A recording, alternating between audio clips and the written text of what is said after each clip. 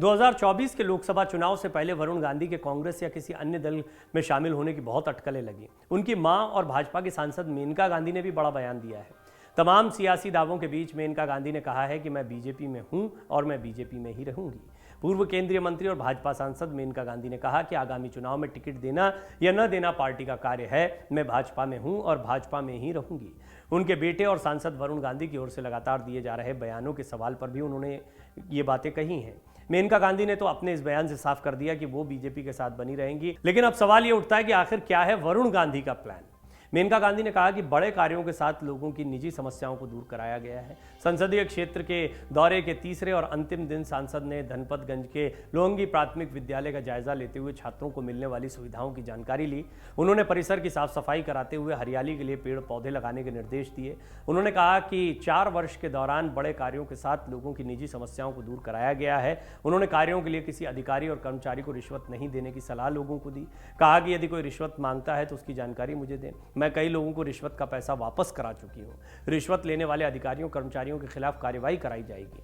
Party line से अलग हटकर वरुण गांधी यानी उनके बेटे कई बयान देते रहे। इन बयानों के बीच में सवाल भी उठने लगे थे कि मेनका गांधी भी क्या वही रुख अपनाएंगी, और अगर वरुण गांधी को पार्टी टिकट नहीं देती है तो मेनका गांधी का राजनीतिक भविष्य क्या होगा।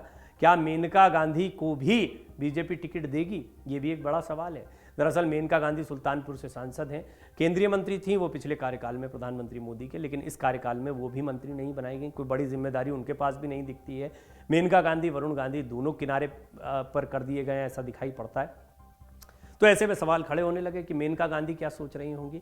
बीजेपी सांसद मेनका गांधी भले ही मीडिया में कम बोलती दिखाई देती हों या शांत दिखती हों, लेकिन उनके बेटे वरुण गांधी अक्सर अपने बयानों को लेकर सुर्खियों में रहते हैं। पिछले कुछ दिनों से वो जिस तरह से पार्टी लाइन से अलग हटकर बयान दे रहे हैं, वो कभी कभी अपने भाषणों के जरिए सोशल मीडिया के माध्यम से सरकार की नीतियों पर सवाल उठा रहे हैं। उन्होंने अभी प्राइवेटाइजेशन का मुद्दा भी उठा दिया है। वरुण गांधी अक्सर बीजेपी और सरकार की नीतियों पर हमले करते रहे हैं, तभी से दोनों के सियासी भविष्य को लेकर भी अटकलें लगती रही।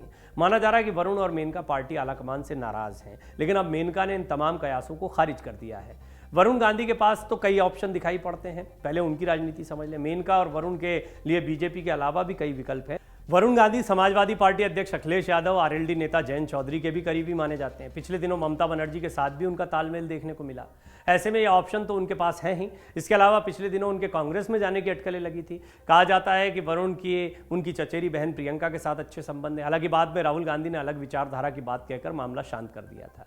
मेनका गांधी ने तो अब अपनी गेंद बीजेपी के पाले में डाल दी है, लेकिन वरुण गांधी का अगला कदम क्या होगा इस पर फिलहाल संशय है। अब देखना यह होगा कि 2024 के लोकसभा चुनाव से पहले बीजेपी दोनों को लेकर क्या फैसला लेती है। क्या बीजेपी उन्हें फिर से टिकट देती है, ये एक बहुत बड़ा सवाल है।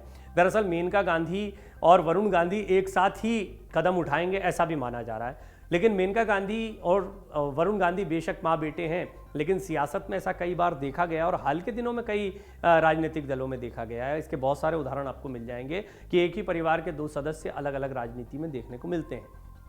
सबकी अपनी राजनीति होती है। मेनका गांधी की राजनीति बहुत लंबे समय से अटल बिहारी वाजपेयी जी के समय से बीजेपी के साथ रही है।